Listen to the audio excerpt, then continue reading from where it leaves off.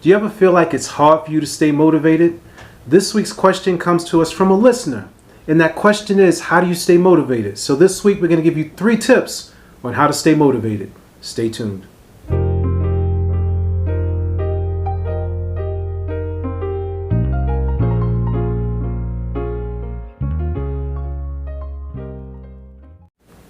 This is Motivation and Confidence, where we help you do your daily best. Now I'm your host, Tom Danger.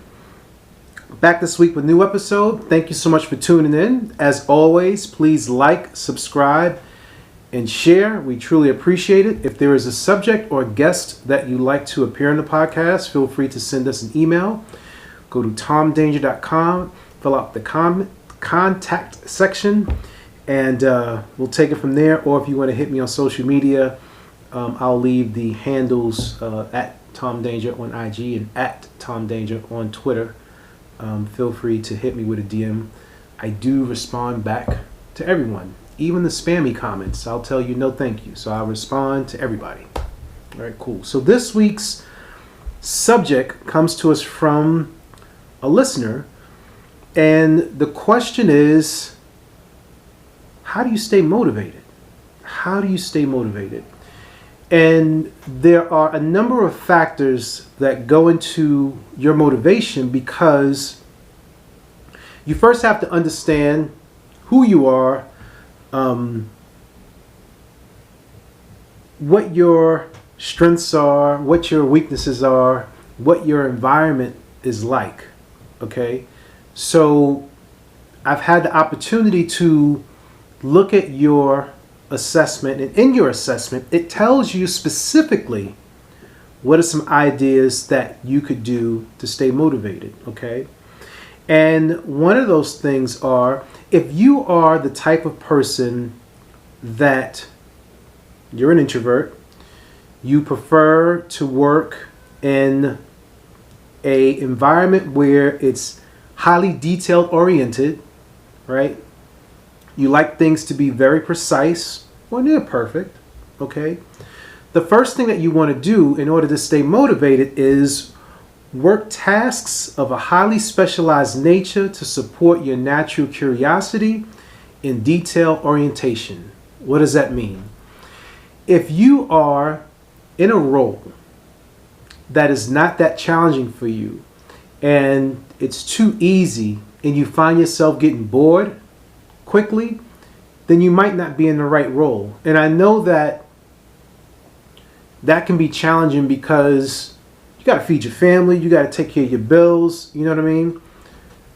But the recommendation would be, find things that are outside of your workplace. You know, simply put, find a hustle. Find the hustle that drives you. Find the hustle that feeds you.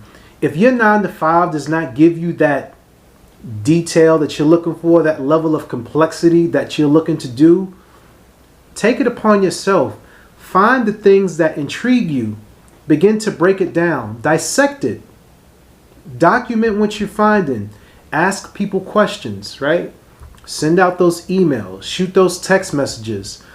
Talk to people who are in fields that you want to get into. No matter how far-fetched the idea may seem, or if the individual, you may seem as if they're unreachable. Everyone's pretty much reachable, right? They may not respond to you right away, but you can reach out to people and ask a question. And usually if you can say, like, look, I'm trying to learn about this, most people are more than happy to share what it is that they know. So a lot of us, or you in particular, you may be in a role that is not fulfilling to you, or you've outgrown that role and you don't really know why you feel that way. So your days are just like, man, I don't really know, I don't feel like doing this. Is because you're not being challenged. Okay? Another area, or another way that you can look for more motivation, is work in an environment with minimal hostility and pressure that sometimes reduces the quality and effectiveness. If you're in a job where there's just always pressure and people are just on edge and nervous about doing things, and it feels as if you're always behind the deadline, you're trying to catch up to the deadline, or you have a micromanager that's down your back trying to, push you to do things, and you don't feel good about it, again, you have to feed your family, you have to pay your bills, but that is a sign to you that you don't feel motivated enough to thrive in that type of environment. So what are some things that you can do when you still have to feed your family, but people are giving you pressure? Recognize what your triggers are, okay? Know what you will and won't do. Create your boundaries. Vocalize, speak your boundaries. If a person is speaking to you in a manner in which you don't care for, you have to speak up. And if you don't feel comfortable in speaking up, find a person.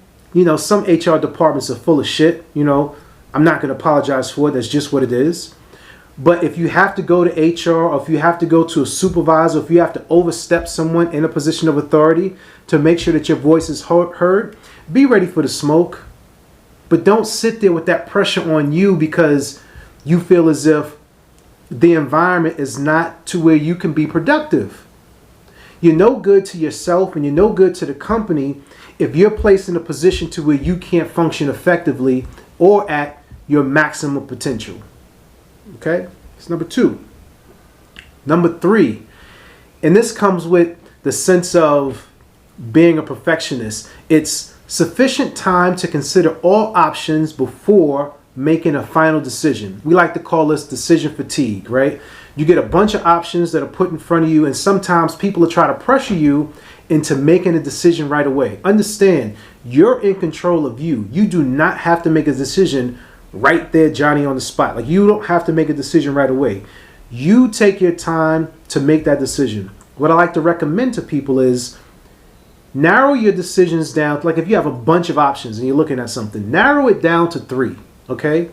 And once you narrow your decisions down to those 3, you go to a person that you trust the most and you say, hey, what do you think about these 3 options? I'm considering A, B, or C. Which one would you choose? Now, hopefully, if you really trust the person, they'll help you narrow it down to 2 or maybe even that 1, but it'll give you some time to make the decision, because sometimes you'll just get stuck in thinking about what decision to make, and then you never make a decision, and then you just get tired from thinking about it.